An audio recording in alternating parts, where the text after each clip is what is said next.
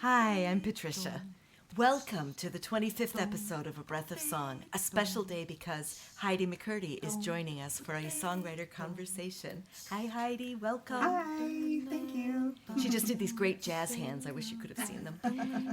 Gabrielle Roth says, dancing, singing, storytelling, and silence are the four universal healing salves. And where we have stopped them is where we have experienced the loss of soul. We're here to find wellness, one song at a time. Your voice is exactly what's needed.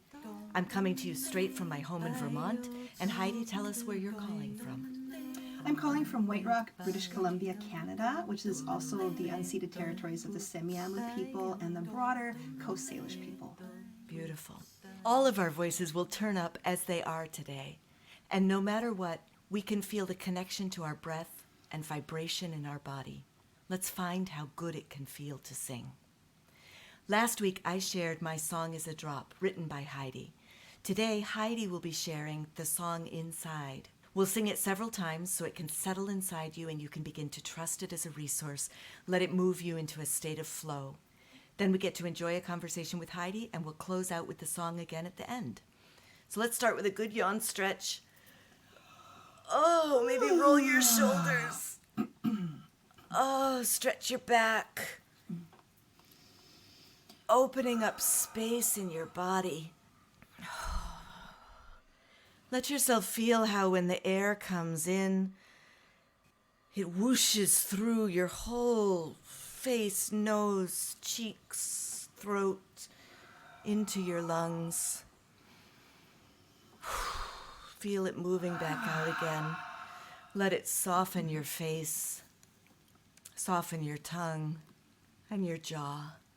Let's try some sliding the voice around just to feel it inside. Ooh.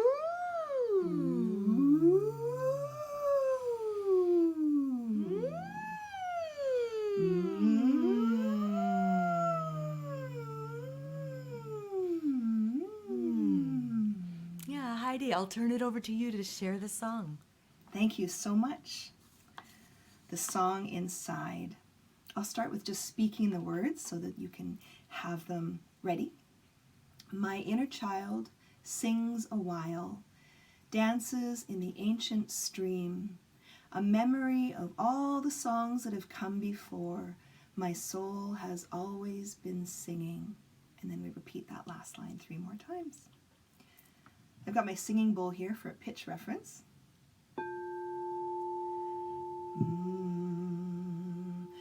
My inner child sings a while, dances in the ancient stream, a memory of all the songs that have come before. My soul has always been singing. My soul has always been singing. My soul has always been singing. My soul has always been singing. So it might be helpful to go line by line. We'll do a little call and response. I'll sing the first line and you can sing it back. And again, don't worry about getting it perfectly. Just grab what you grab, and you can always listen back later if you'd like to go catch more of the details. My inner child sings a while. My inner child sings while, dances in the ancient stream, dances in the ancient stream, a memory of all the songs that have come before. a memory of all the songs that have come before. My soul has always been singing. My soul has My soul has always been singing. My soul has always been singing. My soul has always been singing. My soul has always been singing. My soul has always been singing. My soul has always been singing. So I'll sing it through again, and it's actually a round. So my idea is to have it sung 4 times. So I will bring in harmonies as well. We'll go through the first part a couple of times to help you get the hang of it, and then we'll bring in the round. My inner child sings a while, dances in the ancient stream, a memory of all the songs that have come before. My soul has always been singing. My soul has always been singing. My soul has always been singing. My soul has always been singing. My inner child sings a while, dances in the ancient stream, a memory of all the songs that have come before. My soul has always been singing. My soul has always been singing. My soul has always been singing. My soul has always been singing. My inner child. After sings a while is part 2. Sings a while. Here we go. My inner child Sings a while. Dances in the ancient stream. Dances in the ancient stream. My soul has always been singing. My soul has always been singing. My soul has always been singing.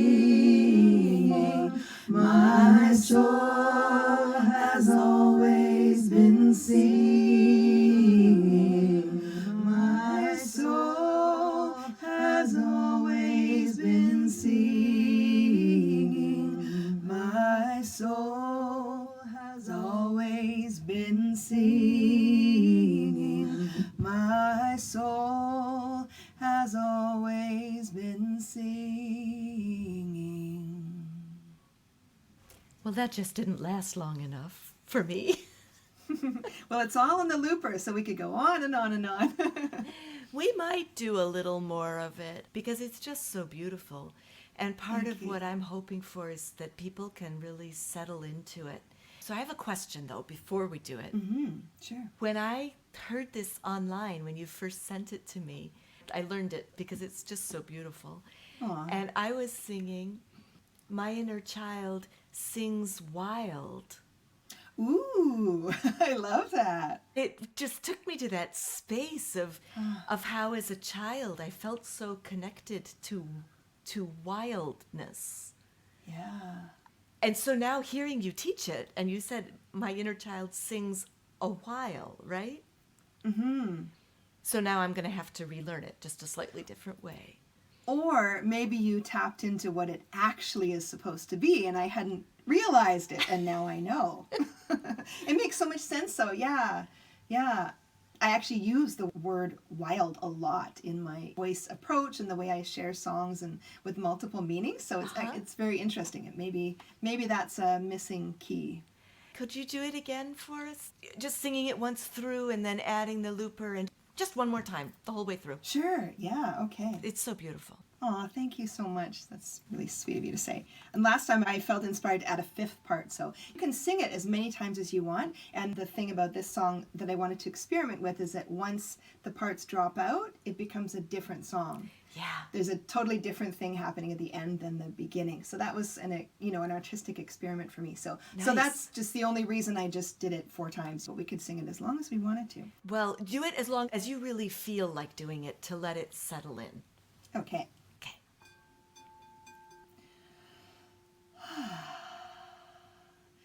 My inner child sings a while,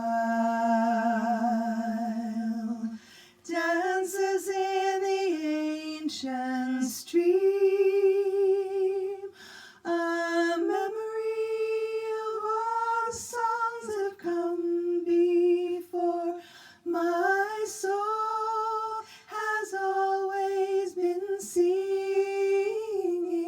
My soul has always been singing. My soul has always been singing. My soul has always been singing. My inner child sings a while, dances in the ancient stream, a memory of all the songs that have come before. My soul has always been singing. My soul has always been singing. My soul has always been singing. My soul has always been singing. My inner child sings a while. My inner child sings a while. My inner child sings a while.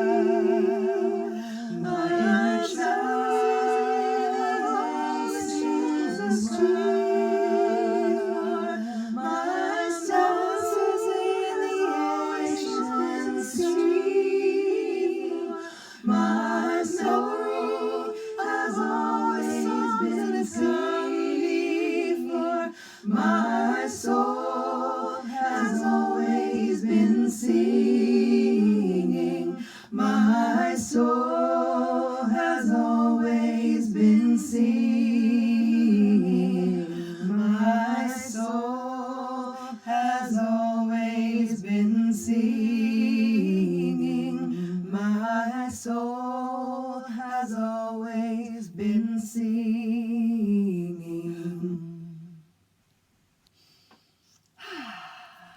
Thank you so much for bringing this to us. Thank you so much for the welcome to share. I'm very grateful. So, tell us how the song came about.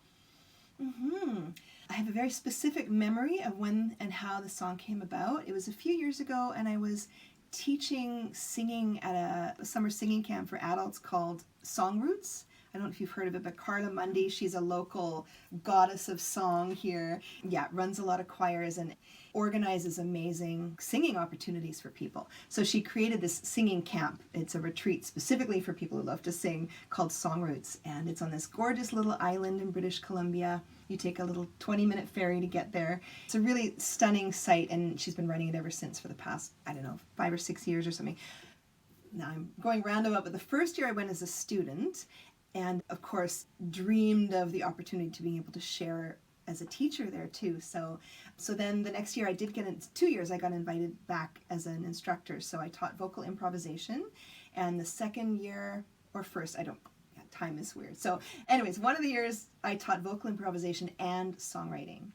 And on my breaks, I would wander around the forest there and sing. I wanted to explore connecting with nature more through singing and through my voice.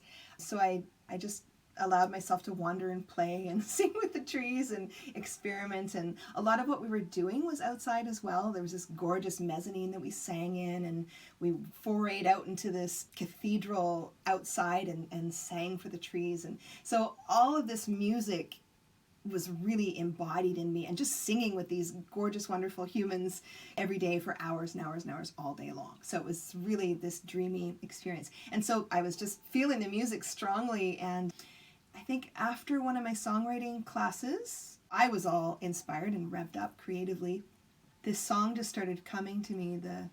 I don't really have a literal meaning for the inner child who sings a while, but it was just like tuning into that playful spirit, but more like a wonder, a sense of wonder and awe. And then I was just sensing the currents of music that run through all of us and run through all of nature as well, and how we're all connected. And it's this ancient lineage. Sounds so direct, but since then I've been picturing music as this way of love that's been passed down through the ancestors for generations and cultivated by humans over time in relationship with the world around them and their places and their creatures that they live with.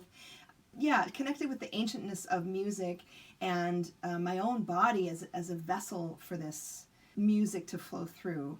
And so the sense my soul has always been singing. I believe we're all born musical. From the work I've done in early childhood music education, we're born with the wiring to make music, to understand music, to sense it, to create it. And then it depends on how much that's nurtured. Will be how much somebody has comfort and confidence with music on their own. I was very fortunate to have a musical family. Now I'm on a tangent, but that's okay.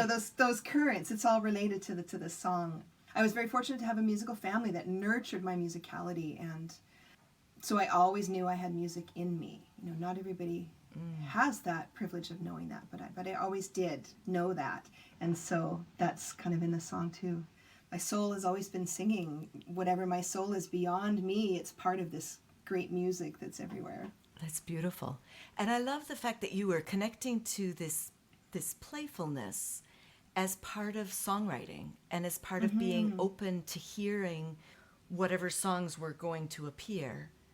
And I probably just came from one of the workshops, either improv or songwriting, where we did a whole bunch of improv play and experimenting with ideas and just trying new things. So I felt that practice was very opening. Nice. So can you tell us a little bit about your relationship with your voice and how it has developed? You said as a child you felt you were very supported musically. Did that continue through? I mean, has your life been one smooth sail of, I have a beautiful voice, here I am, I love to hear myself sing? No, I could say in some ways it's taken me years to learn to love my voice. I always loved music and always felt music and knew it was important. In terms of my voice, I was extremely shy when I was growing up with using my voice. I was quiet and reserved and very well behaved. And I sang by myself, and I sang with my family. So my mom's side of the family, we had these events where everybody would sing for hours and hours and hours. My mom and her siblings, my grandfather, her father was a Baptist minister. So they all grew up, 4 of them with both of my grandparents singing and playing music together all the time, mostly in the gospel world. So that kind of became a family tradition. We'd spend all this time singing. So I sang there with my family. And then my parents, my mom and dad, they were super into music. So they played this great music all the time. But again, I was so shy to share my voice. So when no one was in the house, I would stand on the little tile hearth around the fireplace. And that was my stage. And I'd sing my heart out into the living room. These songs that I learned from my parents' great record collection and other stuff I was finding on my own. I'm picturing about 12 years old or something. Yeah, but then I'd go to audition for a school play and just a squeak and a whisper is all that would come out. one day, someone at my school, my high school, decided to start a choir, and I was so excited because I just wanted to sing. And I showed up to the audition, and my friend went ahead of her, and the choir director said, "Oh, that's such a musical name." So then when I went up, my mind went, "Oh, I hope my name's musical. I hope that she thinks I'm musical too." And then I tried to say my name, and it came out all funny. And so this little anxiety and shyness, so much shyness around my voice. Anyways, so skipping a few years, but it always called me, and every time there was a chance to do some music, I just went for it, even though I was scared, you know.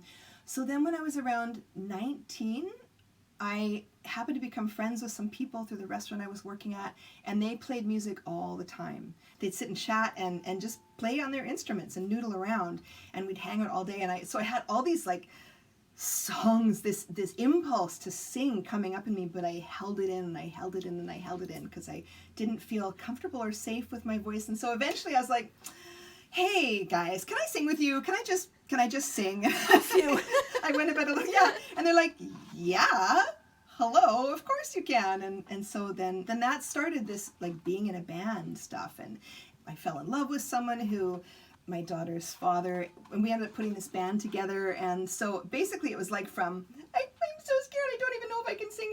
I hope so, I love singing. And then, oh, I'm singing, oh, I'm performing. So it was a really quick transition into songwriting and performing. But even then, I was still super inhibited. You know, I still was finding my voice. So what really shifted was when I discovered vocal improvisation. And I feel so lucky to have discovered that world through Rhiannon and Laurel Murphy in my early 20s. So basically within a couple of years of stepping out and deciding I can't hold the music in me any longer, I gotta let it out. I discovered vocal improv, so that opened up these new ways of playing and letting go of expectations and creating in the moment, and that's been a lifestyle for me since then. So yeah, living into that more and more fully has allowed me to step further and further into exploring ways of expression that feel really authentic to me. And that's coming out in my songwriting, that's coming out in my teaching. So that was like the permission, just constantly giving myself permission. Yeah, try stuff. Yeah, try stuff. You might not like it, and that's okay. Just keep trying stuff and see what you discover. So I asked you to come on the show because when I watch your videos online, you radiate pleasure in making music. Oh. It comes right through the screen. So can you tell me why you agreed to come and talk? Did this feel like a huge risk? Yeah, that's a really good question. Thank you for saying that. I feel like in the last few years, I really have tuned into the kind of bliss place available through music, the sort of deep delight of fully surrendering to the music and really experiencing the resonance and the breath. And so that's interesting to hear that you feel my delight and love of the music through the screen. Yeah, I was so excited. I saw you talking about this, and you know, sometimes you just feel a spark that's a yes, I hope that happens, and it feels like a thread of possibility. And sometimes it's like, oh, it's a faraway dream. Sometimes it's like, that feels close, like that could happen. I could see that. I've respected you as a songwriter. Pretty recently I've discovered your music and fallen in love with some of your songs. And then also since the pandemic, I've been discovering other song leaders and songwriters through the online world, which is so special, such a gift. And so seeing that you're building this community of bringing people in to share their stories, it's really special and magical. And so I was excited. I mean, it was a big yes for me. Oh, I'd love to do that. Yes. Wonderful. So just ducking back quickly into your childhood, this might be tricky because there was so much music, but do you have an earliest song memory? I've got a few funny little memories. I was meditating on that. I don't actually remember the specific song. It was some hymn. I used to visit my grandma and grandpa on my mom's side a lot, and we were in the car, and I was 5 years old, and they decided they were going to try and teach me to harmonize. So they were teaching me to harmonize and showing me how to do like the melody above that goes along with it. And then, so I guess we tried it out for a bit, and then I remember I was singing harmony and they were singing the melody, and they were pretty excited because they love music so much. Yeah, I don't remember what the song was. Oh, I have a silly memory of going on a road trip with my best friend in probably grade 6, and we were goofing around. I had this thing where if I wanted to sing something, I had to do a goofy voice. I couldn't do my normal voice. Yep. Other people might relate. I had to sing it funny because I couldn't use my real voice. And so we were playing around. And then I started singing this. Oh, it was like, Jeepers, creepers, where'd you get those peepers? And so I started singing that in a silly voice. I'd found this kind of bigger voice inside of me, and I started playing with it and just having this experience like, oh, that's me? I can sound like that? That's interesting. I've never heard myself sound like that before. So I was on my own little planet playing with this. Eventually the parents like, okay, let's listen to something else now. Yeah. It wasn't, some people have moments like that are shaming. It wasn't a shaming moment. It was just like, I got excited about something and I realized, okay, this is my journey to explore on my own time in other ways, That is really cool. Yeah. And it's really interesting because now in vocal pedagogy, one of the things that you encourage people to work with is experimenting with a Donald Duck voice for a little while, or things to find twang sounds and to feel what it's like to move your voice around in different ways, because it's all options, right? And the point is to find the ones that you love and that work with you, but you can't find them unless you stretch.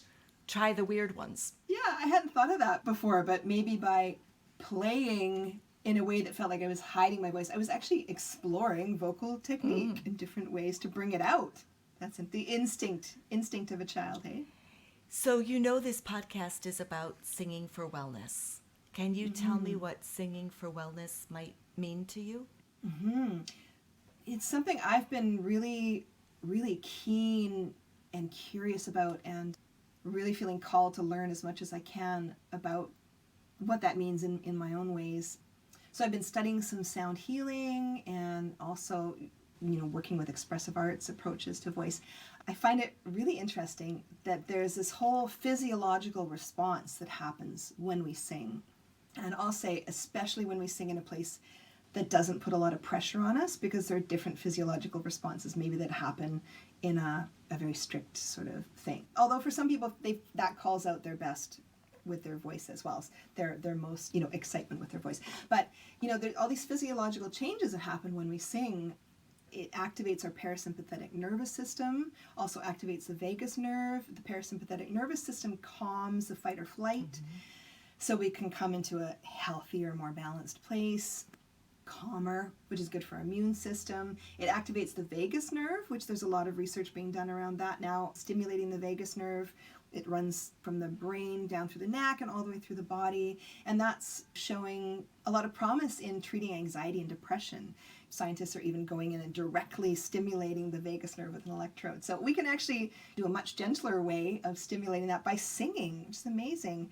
Singing slows our blood pressure and our heart rate and deepens our breathing. It also generates all kinds of happiness hormones and chemicals in our brain, neurotransmitters and oxytocin from, connecting with others as well. And so there's all this beautiful, beneficial stuff that happens in our body when we sing. It goes, oh yes, I know how to be whole and well. And it sort of finds that place. And then there are the other levels of singing too that contribute to our wellness. The mystery of it, the mystery and the beauty of it, and the way that singing has this magical ability to connect, even beyond space and time even, to connect and reach out beyond our bodies and communicate with the world around us. So all of that as well.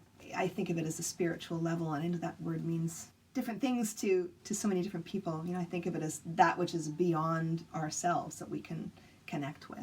Oh, and also self-expression. Singing releases old stuck energy and just the expression of our inner world and our authentic self. I believe that is very healing as well. I am wishing on this podcast that everybody could see your hands. I can see you because we're doing a Zoom call. And Heidi has these most beautiful, expressive hands that are speaking almost as much as her voice is in demonstrating the connection and the breadth. I'm wondering whether the motion that you're showing in your body and then what you're saying with your voice, you are a certified expressive arts therapist. Can you tell us what that means? And why did you become certified? Yeah, that's interesting that you brought that out from the alignment of energy sort of running through my body when I talk about these things I get excited about. So expressive arts therapy is different from music and art therapy because it's intermodal.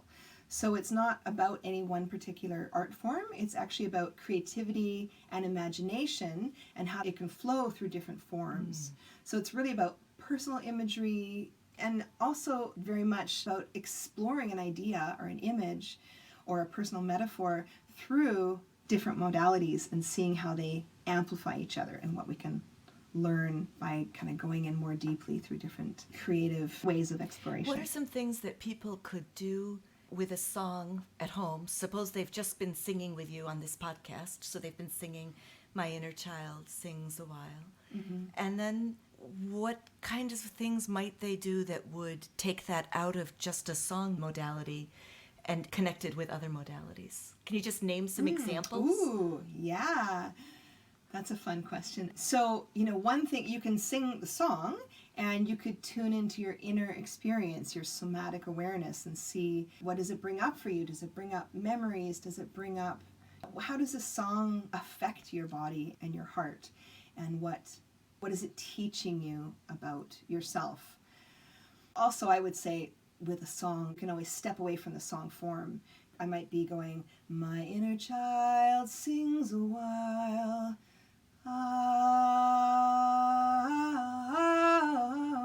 And let it take you, like where it is. If there's a phrase that has particular meaning for you or some kind of resonance, what happens if you follow it and see where it goes and let go of the form and just follow your imagination? So that would be one way. And then you could also, after a singing experience, you could get out some pencil crayons or felts, or in expressive arts we use a lot of paints and pastels. But you could use any art material you have. I love my little colored pens. I won't show you on the screen because it doesn't matter. I love my little colored pen collection. But yeah, and just start doodling. You could even doodle while you sing. Draw some shapes and colors and lines that convey the feeling that you're experiencing from singing or after singing. You could write, do some free writing, 7-minute stream of consciousness writing, and then see what comes of that. You might even find that you've got some lyrics that could become something new. Nice. The other thing, which is a very obvious connection with music that I almost forgot for a second, is dancing, is movement. I feel like when we move freely with music, to music, whether we're singing or listening, it's a way to embody the music and actually embody the gifts of the music and really feel it through your body. So if there's a song that's particularly resonant with you and you wanted to explore it, get up and move with it and see what comes. Notice what your intuition speaks to your heart. I'm doing improvisation right now online with a couple of other singers and with a couple of movers. And I was talking with the mover right before we started at one point, and she was saying to me, we were talking about the inner story of the song. That's maybe not always audible in the words or something, but there's some kind of an inner story. And she was saying, I said, what is that like for you as a mover? And she said, all of my movements come from the inside, even if it's the tips of my fingers moving. It comes from the very core of me and out through the tips of my fingers. Wow, I love that. That's amazing. And I think that speaks to, I think of music as a multidimensional kind of experience. It's got the words, but it's got all these layers of elements to it that create the feeling and the mood, and all the magic that music does is from these layers. So there's the rhythm, the melody, the tone of the person singing it, the sounds of the instruments, the space in it, the notes in it, and all of that works together. So there's a lot more to a piece of music than the lyrics, right? So I love that, tuning into the inner story. And it's unique for all of us as we experience the music too. So you might remember that the intro quote was from the dancer Gabrielle Roth, who said, dancing, singing, storytelling, and silence are the 4 universal healing salves. And where we have stopped them is where we have experienced the loss of soul. And I chose that quote for your interview because you seem to have found a way to integrate all of these arts into your life. You recently developed a course for, and you're going to have to help me on the pronunciation, the Langara Langara. Langara College. Very close, yeah. In Vancouver, in expressive arts. Could you tell us a little bit about that process of developing a course? How did you choose what to teach? What were you searching for? Yeah, it's a great question. It's a question I'm very excited about, that journey, that part of my journey. So I did the training in that program myself 10 years ago, an expressive arts therapy certificate program. It's a 2-year program. Absolutely wonderful. And I loved the teachers and my classmates, and I loved everything. I also longed for a bit more music, because music would be my primary modality. So there wasn't a specific course on music. It was just, we had access to it. It was something we were able to use anytime we wanted to. So after I finished that, I thought I would really like to know what sorts of things might be music specific that fit into the expressive arts world. Because expressive arts, it's not about teaching how to do something. It's about opening up imagination in the moment. It's very much about spontaneous expression and also exploring intermodalities. So that sparked my own research journey about, what might I do with music? And so I drew from the improv world that I lived in for, the past however many years. And also I did a bunch of research. I read a bunch of books about what other people were doing. Some of them I was able to go, that's a bit of a different world. That's a bit too structured or psychoanalytical for what we do in expressive arts. Also, I was teaching early childhood family music classes, and so I was really immersed in a play-based musical world that's informal, where people are just invited to participate in their own way. So that way was becoming very familiar to me. And I also did some trainings with Music for People, about community collaboration with music. So looking for things, ways of sharing musical experiences that are in expressive arts, we use the term low skill, high sensitivity. So you don't have to know how to do the thing in order to experience it and immerse yourself in it. And you can also tune into your inner experience through it, or have some transformational shift. So to sum that up, I did a bunch of research around different things different people were doing, and pulled out things that felt resonant and relevant to me, that I understood with my own experience, as well as drawing from the improv world. And then, so I actually dreamed of teaching that class. Ever since I did the course, I thought I would love to grow into the person who could teach a voice and music class for this department. And so 10 years later, they had been thinking about it, and they asked me to create the course. I had helped out a couple workshops before, and so they invited me to come and create a course. And so in discussion with them and clarifying, expectations and what exactly they're looking for, then I got to pick out some of my favorite things with voice and music, and then also explore them intermodally. We have some times where we do vocal play, instrument play, and then also where we move to music, and we draw or paint to music, and we do writing and sharing and playing each other's art with sound. It sounds like you've really lived into what you want to be doing. Yeah, it's exciting for me. I love that edge of creative impulse. I love that what's going to come next, what inspiration is going to come next from the muse, and then having that freedom to follow it, which I've certainly worked hard to cultivate in myself, to have that freedom, because there's a lot of conditioning in this society that's like a waste of time or weird, so cultivating within myself that permission to say yes to the creative impulse and go with it is very exciting for me. And so I love to be in situations where I share that with others as well. So what are some ways that you take care of yourself to be able to nurture that creative impulse, to be able to be who you are, no matter what society's messaging has been? What are some of the ways that you take care of yourself that aren't singing? Well, dancing is one. I actually dance just about every morning. And I say dance very loosely, free movement, intuitive movement, expressive movement with music. I look forward to it. That's a beautiful part of my day. If I'm feeling disconnected or getting ungrounded, I try and remind myself, I need more dancing. More dancing. I also journal. In my early 20s, I started doing a kind of loose variation of the Artist Way morning pages. So a lot of people are familiar with that. Julia Cameron's book. I don't do the full structure, but I try and do some free form writing, journaling every morning. to get in touch with my emotions and organize my thoughts and plan my day. And then time in nature, always want more of that. I did a master's degree in arts education that I just finished last year. A big part of that was sort of connecting with nature, actually place-based learning. There's a lot of weaving in of indigenous ways of knowing. And I found that these place-based contemplative journeys, writing and drawing in nature and listening and learning from what wisdom would arise from the land was so nourishing for me. And I thought, oh, more of that, please. Yes, always. And it was a reclaiming of a delight that I had in childhood, spending time outside singing and writing. And so always wanting to give myself more of that, more of that contemplative time in nature, but often even just a walk and paying attention to what flowers are blooming or leaves are changing color in my neighborhood. That's very nourishing for my soul. Yeah.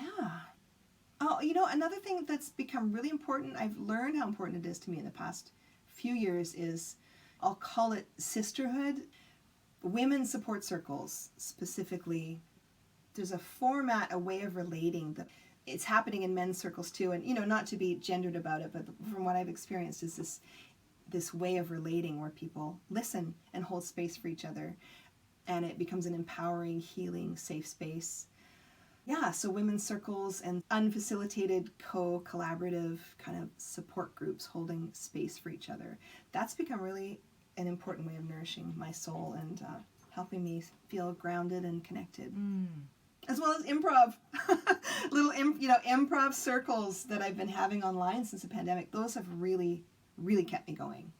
Not that it's a matter of going or not going, but I notice a huge difference when I'm having regular improv sessions with the groups of friends that I meet up with. I love that you've couched several of these. You've said, I notice when I don't do this. Mm-hmm. And so then I want to come back and add more in. It's like I'm paying attention and I notice my disconnect. Mm-hmm. And I can say to myself, oh, I'm not doing as much dancing, or I'm not gathering with other women as much as I want to, or...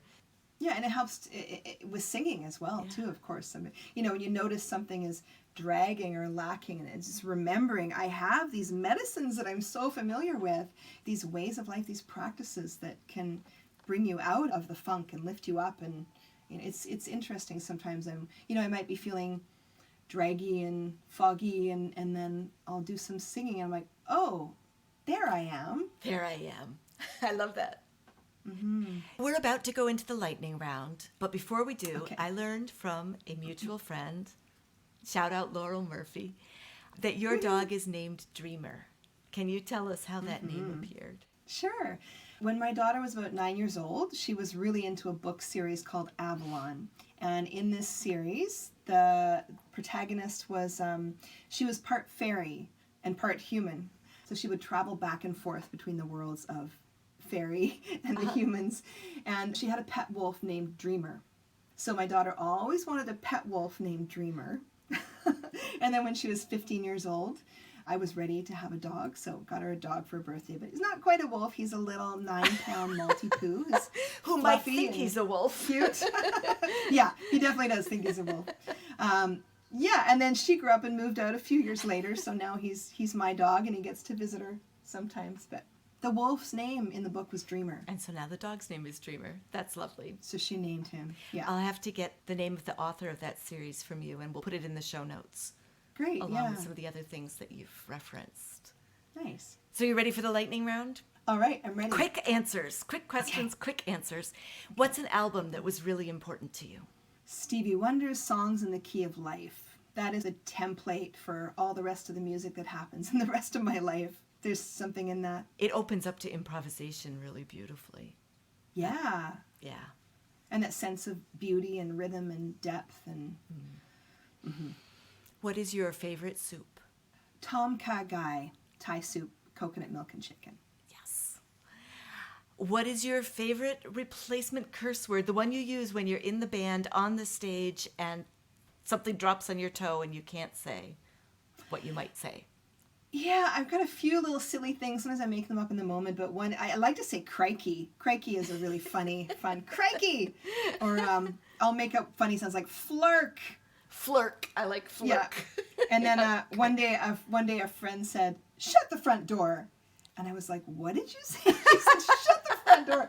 And I cracked up. So I like that one too. That's a good one. What's a sound you feel strongly about? I love my singing bowls. Having some singing bowls around me to play and for my own singing meditation, for improv, for all of the classes that I teach. I use them all the time now. I'm in love with my singing bowls. They have this really strong resonance that fills you up and amplifies whatever sound I add to it as well with my own voice. You want to just play one again? Right here, yeah. This is a crystal one. It's a very direct sound. It's a chime, and you can make a sustained drone.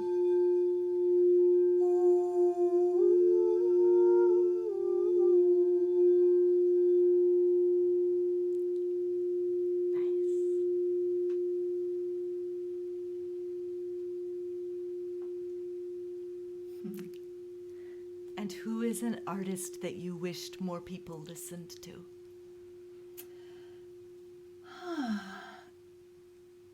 Well, what's coming to mind is a couple of artists that their music has been thrilling my soul lately. You know, I mean, I would, there's all my wonderful teachers and colleagues, and I want their gorgeous music to be shared and listened to more. But a couple specific things. These are people I listen to when I'm in the car and I'm driving for an hour and I've got time to really dig in and also sing my guts out or be amazed and marveling at the wonder of their creativity. So one album I really love is called Wild by an artist named Amber Lily. There are two Amber Lilies. One is a youth singer, and so it's not that one. She's another one. She lives in Hawaii, and she wrote a song called Woman. That is where I discovered her. There was some video I saw of somebody dancing to it, and I feel like her songs fit my voice. They make me want to sing along, and they have these gospel harmonies with really relevant messages of positivity and eco-awareness and things like that. So that's a really fun album. For people who love to sing, that's a good one. And then also I've been really enchanted by Dominique Fils-Aimé. She's a Canadian artist. She lives in Montreal. Her albums are identified as funk. I don't know if it quite captures it. It's like ethereal soul. She does really interesting things with harmonies. The first album I discovered of hers, I think it's called Red. There's just drums and voice. Layers of voice and harmony and rhythms, and she does this really exquisite, fascinating stuff. All right. Well, I will get links for those from you so that we can put those in the show notes too, so people can find those artists. Great. Before we close, where can we find you and follow your projects? Thank you for asking. My website is HeidiMcCurdy.com. And on there I have some of my older music, and that's also where I list my current offerings. So my courses that are available, my Voice is Wild class, my Soul of the World choir. And then I also have a free gift of music on there. It's called Soul Harmony Singing Meditation. So I created that to share with people for free. And it's an 8-minute track of vocal toning with layers of harmony. So it's designed to be an experience to invite you into exploring your inner music and playing with your voice and exploring your resonance. So that's there on my website. And then also I share videos and musings about music and art and life on my Facebook Heidi McCurdy music page. Okay. So you can also find me there. Great. Huge thank you for joining us, Heidi. Thank you so much for having me. What a delight. What a joy to share and talk with you about music. And a huge thank you to you, our listeners. I'm so glad that you are singing with us. Let me remind you that reviewing, hearting, sharing the podcast really makes a difference, helping people we don't even know yet find these songs and these songwriters.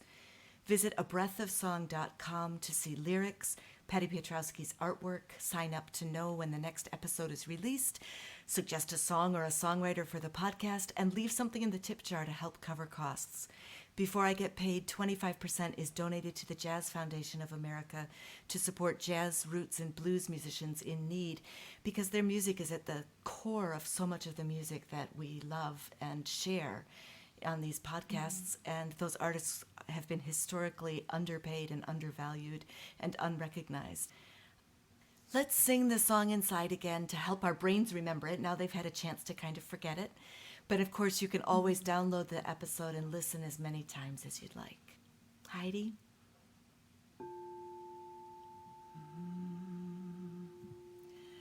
My inner child sings a while, dances in the ancient stream, a memory of all the songs that have come before. My soul has always been singing. My soul has always been singing. My soul has always been singing. My soul has always been singing. My inner child sings a while, dances in the ancient stream, a memory of all the songs that have come before. My soul has always been singing. My soul has always been singing. My soul has always been singing. My soul has always been singing. My inner child sings a while. My inner child sings a while. My inner child sings a while. My inner child sings a while. My dances in the ancient stream. My memory has always been singing. My soul has always been singing. My soul has always been singing. My soul has always been singing. My soul has always been singing. Thank you for joining Heidi and me today for A Breath of Song. I'm grateful that you're taking care of yourself and listening to your voice. I believe making a better world starts with tuning into ourselves and each other, which is what we just did. So yay us. If you're liking this podcast, please share with a friend, and next time we'll plant another song. Be well.